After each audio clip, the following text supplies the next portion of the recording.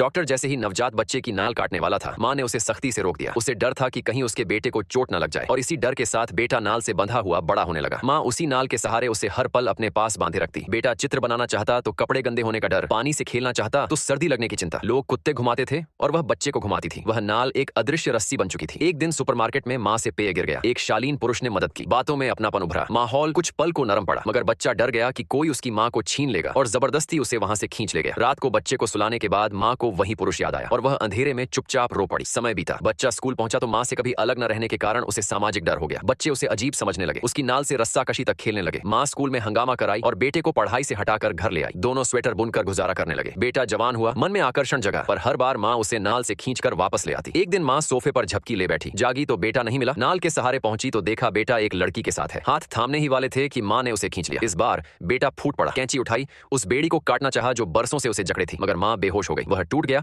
और फिर से उसी बंधन को स्वीकार कर लिया। दिन बीतते गए, दुकान बंद हुई, फुटपाथ पर आना पड़ा। दशकों बाद बेटा अधेड़ हो गया। माँ सफेद बालों और कांपते कदमों के साथ। वह राह चलते साधारण परिवारों को देखकर लहू भरी आंखों से ईर्ष्या करता। माँ को फर्क न पड़ता। फिर माँ बीमार पड़ी। बेटा दिन में कमाता, रात में उसकी सेवा करता रहा, और एक दिन मौत चुपचाप माँ को ले गई। उसी पल जीवन भर की वह नाल भी कट गई। माँ के जाने के बाद उसे समझ ही नहीं आया कि अब कैसे जिए। वह फूट फूट कर रो पड़ा। शायद सच यही था कि वह कभी बड़ा ही नहीं हो पाया था।